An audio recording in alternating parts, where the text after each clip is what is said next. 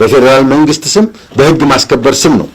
በህግ ማስከበር ስም እየታረሰ ያለው የአማራ ህዝብ ነው። ፍዳውን እየቆጠረ ያለ፣ በጥይት እየተደበደበ ያለ፣ በድሮን እየተደበደበ ያለው የአማራ ህዝብ ነው።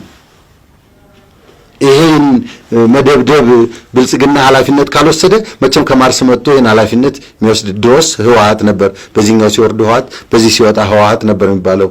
ዛሬ ከብልጽግና ሌላ ማንም የለም። ደንበጫ ሄደህ ምን ህግ ታስከብራለህ? እንገንጠላለህ ደንበጫ። ደብረ ኤልያስ ሄደህ አንተ ህግ ታስከብራለህ? ለትግራይ ሰዎች ወልቃይትን እያስፈራሩን እንደማይኖሩ በዚህ አጋጣሚ እንዲያውቁልኝ ብነግር ደስ ይለኛል። ብልጽግና በራሱ ማፈር አለበት። ብልጽግና እንደ ፓርቲ ማለት ነው። ህግ አስከብራለሁ ሲል ህገ መንግስታዊ ነው። ህገ መንግስታዊ ከሆነ ይሄ ህግ የሚከበረው ህገ መንግስታዊ ከሆነ የመጀመሪያው የዜጎች መብት መከበር ፓራማውንት ነው። የዜጎች መብት በፌደራል ፖሊስ በፌደራል ጦር ሲታመስ ያ ህገ ወጥነት ነው። የኛ ክልል መንግስት እስካሁን ድረስ አልፈረሰም አለ። የኛ ክልል መንግስት ለህዝቡ ቀጥታ ተጠያቂነት አለው። እስካሁኗ ደቂቃ ድረስ አቅም ስላጣን የፌደራል መንግስት ይግባልን ብሎ ለህዝቡ ዲክሌር አላደረገም፣ አልነገረንም እስካሁኗ ደቂቃ ድረስ። የፌደራል መንግስት ግን እንደ ሽርሽር ቦታ እንደ ጋለሞታ ቦታ የአማራን መሬት የአማራን ህዝብ በፈለገው ሰዓት ገብቶ ያርሳል፣ በፈለገው ጊዜ ገብቶ ያስራል፣ ይፈታል፣ ይጭናል፣ ይገላል፣ የፈለገውን ያደርጋል። ይህ ሁሉ የሆነው የኛ ሰዎች ተኝተው በማየት ምክንያት ነው። ኢትዮጵያ የሚባል ነገር የሚነሳ ከሆነ እኔ ስለ አማራ ነው ማወራው። ኢንትረስቴ አሁን በየትኛውም መንገድ ይሁን ስለ አማራ ነው ማውራት የምፈልገው። ስለምንም ጉዳይ ማውራት አልፈልግም ከአማራ አጀንዳ ውጪ። መጀመሪያ ወደ ኢትዮጵያ ህዝብ ትግል ከመሄድህ በፊት ኢትዮጵያን ከማሰብህ በፊት እንደ ሰው መቆም አለብህ። ዛሬ የአማራው ህዝብ ትግል የህልውና ትግል ሆኗል። የመኖርና ያለ መኖር ትግል ሆኗል። ዛሬ ምትበላው የሌለህ አንተ፣ ምትጠጣው የሌለህ አንተ፣ በጨለማ የምትኖረው አንተ፣ በፍጹም የትራንስፖርት መገናኛ የሌለህ አንተ፣ ማዳበሪያ መግዛት የማትችለው አንተ፣ ምርጥ ዘር ማግኘት የማትችለው አንተ፣ ታመህ የማትድነው አንተ፣ ሕክምና የሚባል ነገር የማታገኘው አንተ፣ ከትናንት የጦርነት አዋዜ ወጥተህ ፍዳህን አይተህ የጦርነት ሜዳ ሆነህ የነበርክ አንተ ዛሬ ላይ እዛ መሬት ላይ ቆመህ ኢትዮጵያን ልታስብ አትችልም። ይሄ ቧልት ነው። መጀመሪያ አማራው እንደ አገር እንደ ሰው እንደ ኢትዮጵያዊ ብቻ አይደለም እንደ አማራ ሆኖ መቆም አለበት። መጀመሪያ ራሱን ማዳን አለበት። ውሃ የለም፣ መብራት የለም። የፍቅር ሀገር ከተገኘማ ካችነው ማለት ብልጽግና በአብዛኛው የሀገሪቱ ችግር ተጠያቂ ብልጽግና ነው። ወዲያና ወዲህ የለውም።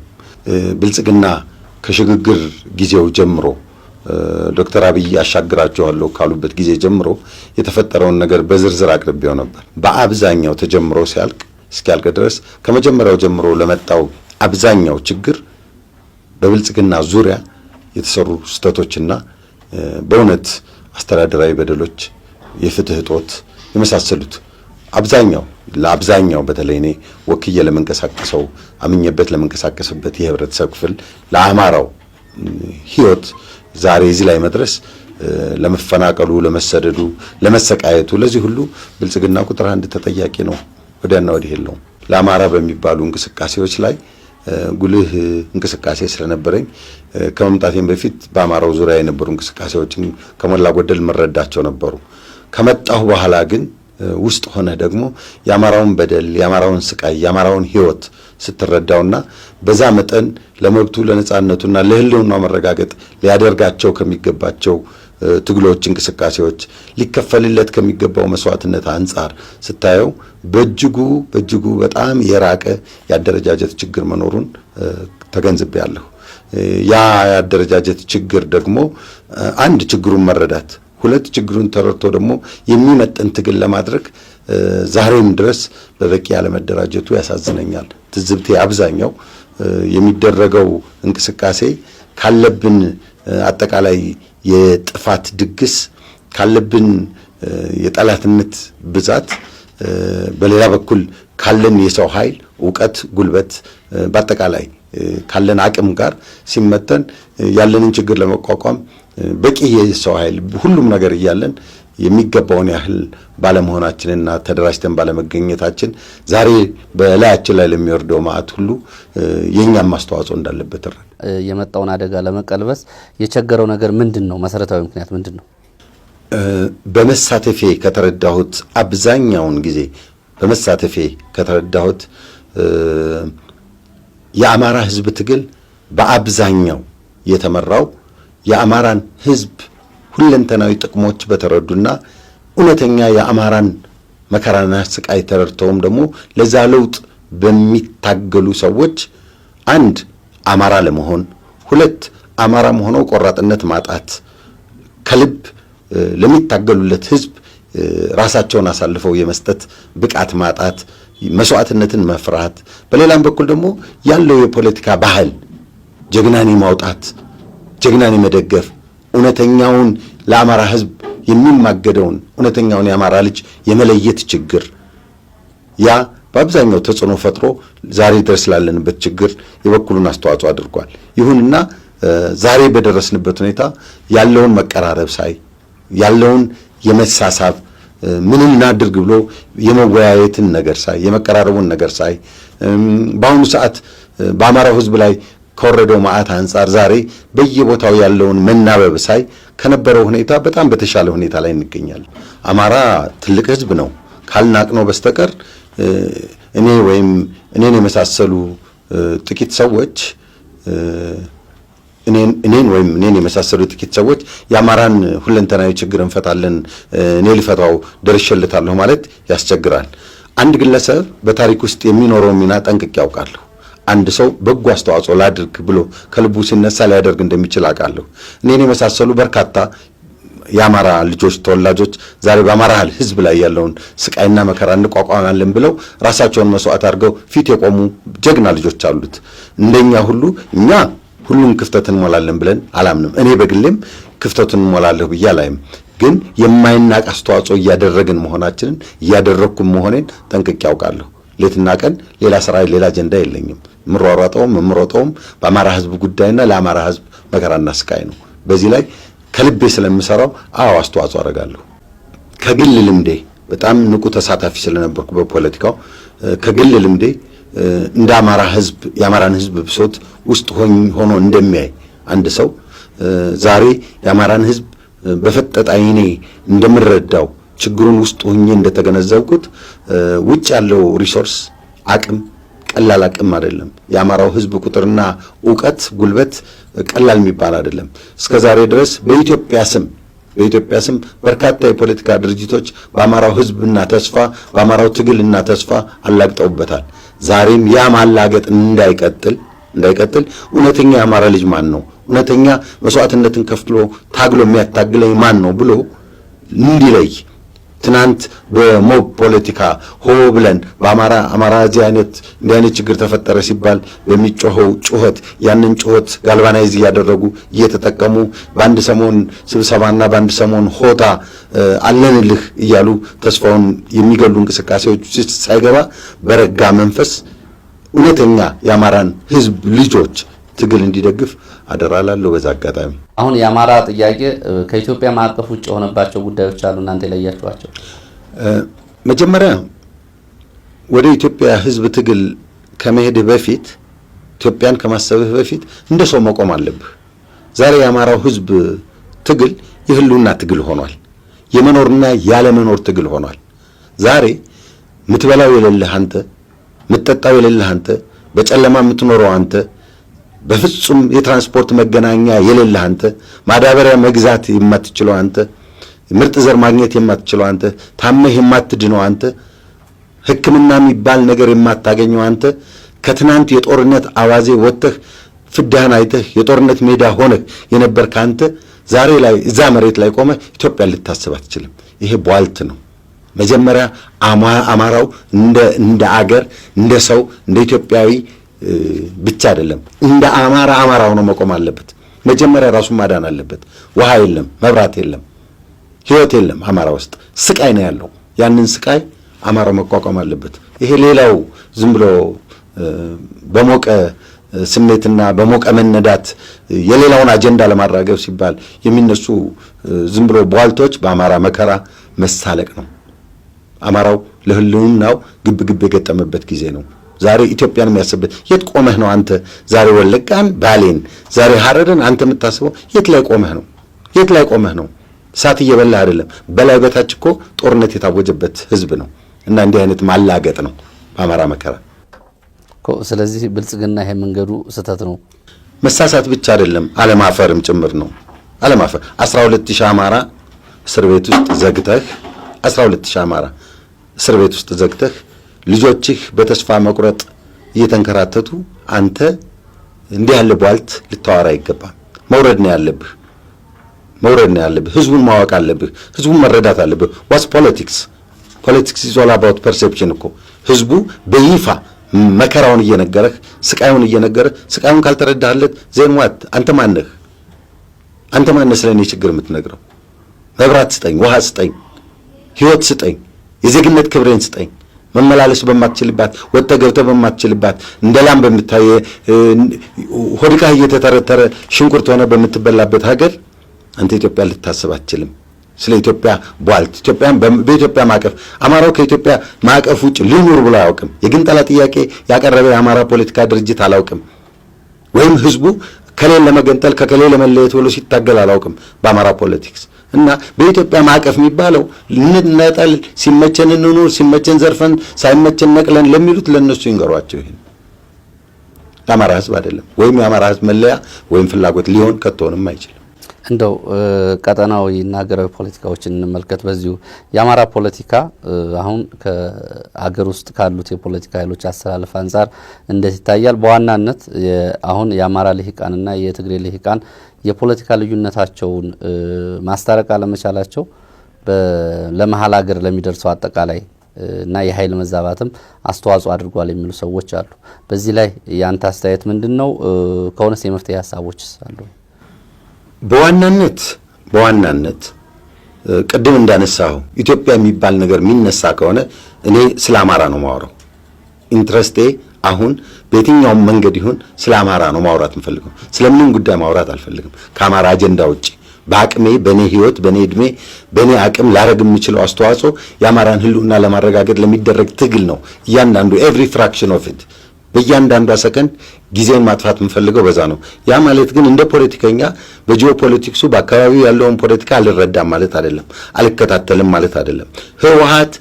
ህወሓት እንደ ድርጅት የአማራ ህዝብ ጠላት ነው። ወዲህ ወዲያ ትርጉም ምናምን አያሻውም። ለትግራይ ህዝብና ለአማራ ህዝብ በሰላም መኖር ህዝቡ ራሱ ሊታገል ይገባዋል። ታግሎ ነፃነቱን ማወጅ አለበት። እንደ ህወሓት ያሉ ድርጅቶችን ማስወገድ አለበት። ዛሬ ባለው ጂኦፖለቲክስ በአካባቢ ፖለቲካችን ህወሓት ተደላድሎ መንግስት ነኝ ሲፈልግ መንግስት ይሆናል፣ ሲፈልግ ጊዜያዊ ነው፣ ሲፈልግ እንደ መንግስት የውጭ መንግስታትን መቀሌ ድረስ እያመጣ የሚያነጋግር ነው። ለአማራው ትሬት የሆኑ በርካታ ነገሮች አሉ። በጣም ችግር የሆኑ ነገሮች አሉ። ዞሮ ዞሮ ምንም ይሁን አሁን እንደዚሁ ላይ ግን አሁን በዚህ ሰዓት በተጨባጭ ከህወሓት ነው ቁጥር አንድ የአማራ ህዝብ የመከራና የግፍ ባለቤት። ህወሓት ብቻውን አይደለም፣ ህወሓት ብቻ አይደለም። ብልጽግና አንድ ችግር ሆኖበታል። ህወሓት ሌላው ችግር ነው። ፈረንጆች በቀይ ባህር ላይ ባላቸው ኢንትረስት ፈረንጆች አማራን ለመርገጥና ለማንበርከክ እድሜ ልካቸውን አይመችኝም ብለው የሚያስቡትን ለመርገጥ በየአቅጣጫው ሁሉም በአማራ ላይ ዘምቷል።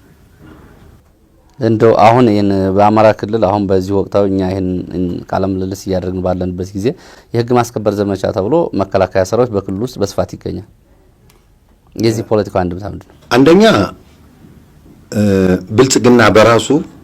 ብልጽግና በራሱ ማፈር አለበት። ብልጽግና እንደ ፓርቲ ማለት ነው። ህግ አስከብራለሁ ሲል ህገ መንግስታዊ ነው። ህገ መንግስታዊ ከሆነ ይሄ ህግ የሚከበረው ህገ መንግስታዊ ከሆነ የመጀመሪያው የዜጎች መብት መከበር ፓራማውንት ነው።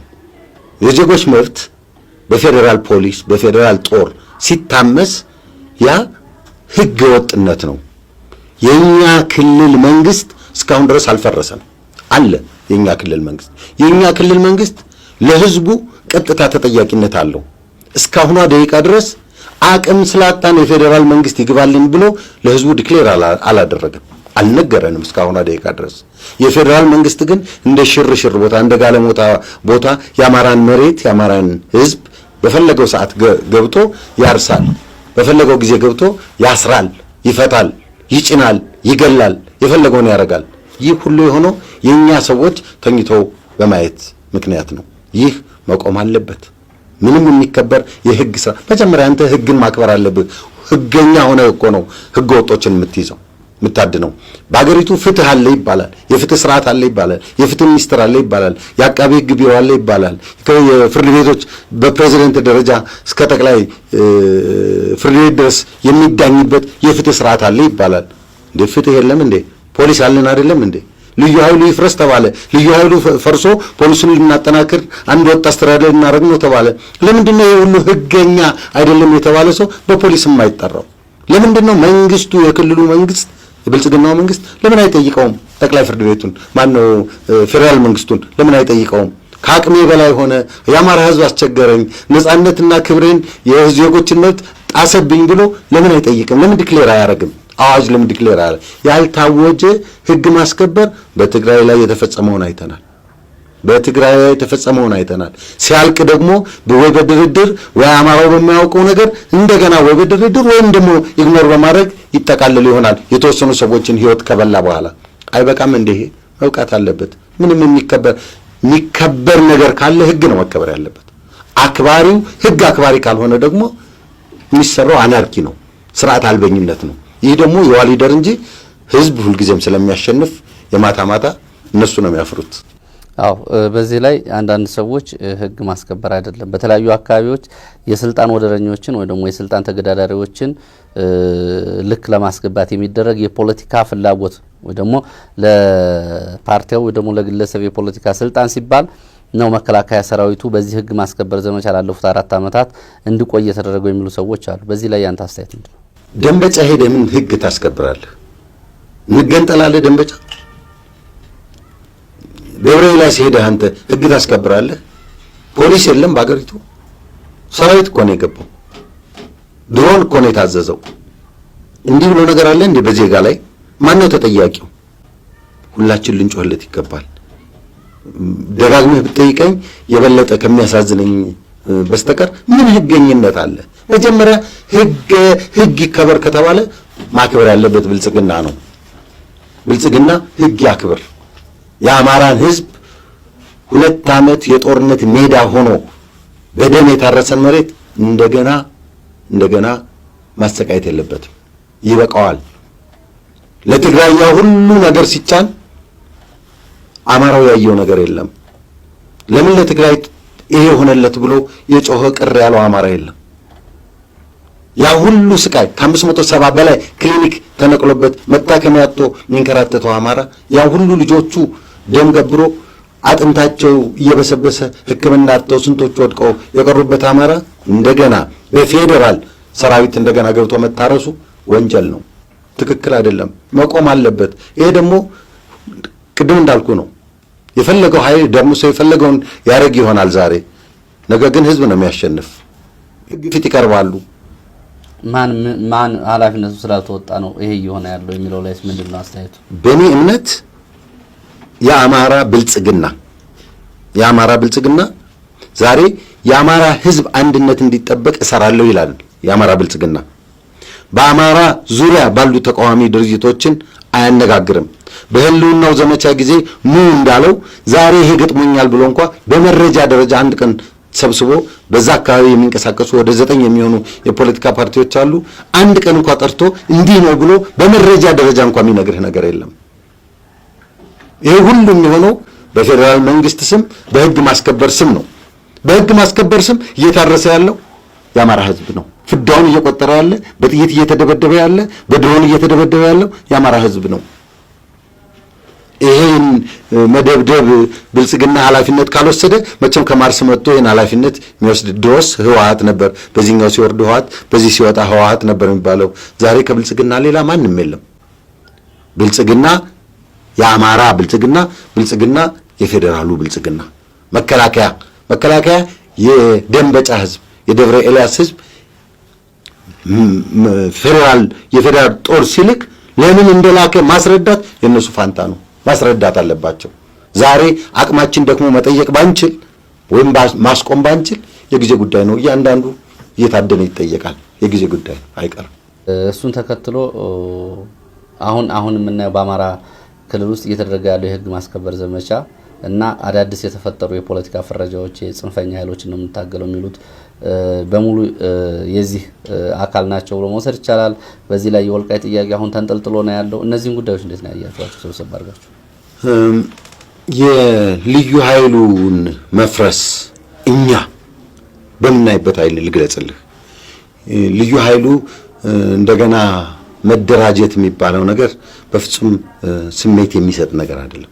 ምክንያቱም አውቃለሁ በኦሮሚያ ጦሩ ኢንታክት ነው፣ አውቃለሁ በትግራይ ጦሩ ኢንታክት ነው። ይሄ ፕሪቶሪያ ምናምን እያለ ይሄ ማላገጫ በአማራ ተስፋ በአማራ መከራ የሚያላግጠው ሰው የሚያናፍሰው ፕሮፓጋንዳ ካልሆነ በስተቀር እንዳልፈታ አውቃለሁ። በሶማሌ እንዳልተፈታ አውቃለሁ። በአፋር እንዳልተፈታ አውቃለሁ። እንዳጋጣሚ በተለያየ የፖለቲካ መድረክ የተለያየ የፖለቲካ ሰዎችን ስለምናገኝ በጋምቤላ ያለው እንዳለ ነው፣ ኢንታክት ነው። አማራው ነው የፈረሰው። በእውነት የሆነ እንደሆነ አማራው ነው የፈረሰው። ይህ ለምን ፈረሰ? ያንን የሚመልሰው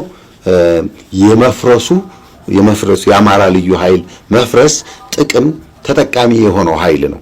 እንደ አማራ እንደኔ ብጠይቀኝ ግን ከጣሊያን ጊዜ ወዲህ አማራው ለመጀመሪያ ጊዜ በተደራጀ መልኩ ስልጠና መሳሪያ በእጁ ይዞ ለአማራው መከታ የሆነበት ጊዜ አሁን ከነ ዶክተር አምባቸው መምጣት በኋላ በአማራው ውስጥ በፖሊስም በአድማ ብተናም በተለያዩ ኃይሎች የተደራጀው የአማራ ኃይል አደረጃጀት ነበር።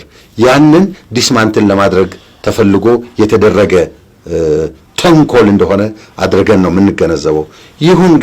ይሁን ምንም አይደለም።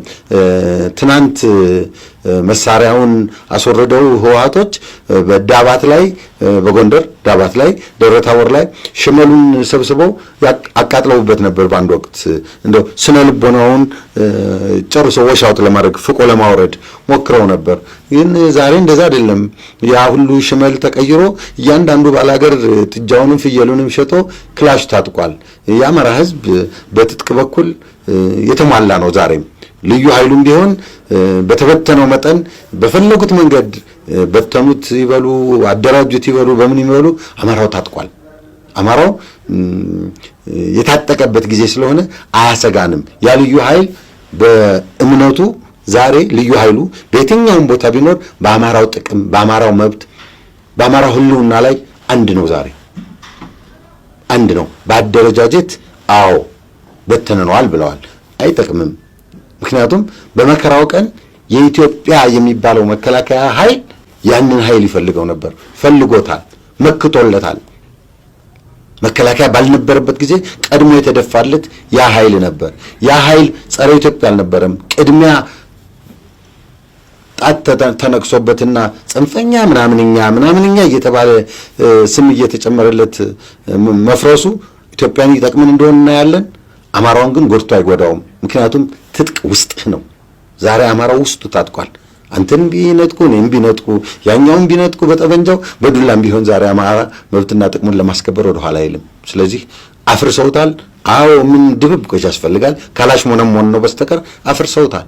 ግን ውስጥህን ካላፈረሱት ምን ያደርጉ? ቀረ የምትለው ነገር ካለ እሱ እንድታስተላልፍ እድሉን ልስጥህ። ለትግራይ ሰዎች ወልቃይትን እያስፈራሩን እንደማይኖሩ በዚህ አጋጣሚ እንዲያውቁልኝ ብነግር ደስ ይለኛል።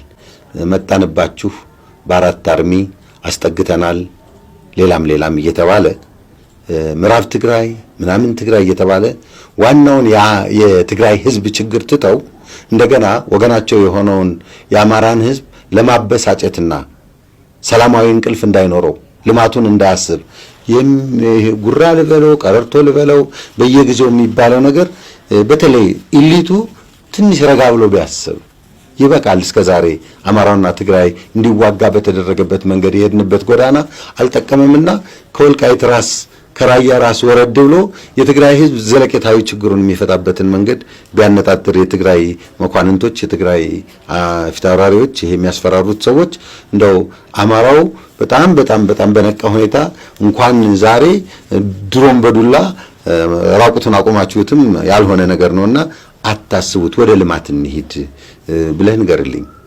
በጣም በሚያኮራ ሁኔታ ነው የምነግርህ።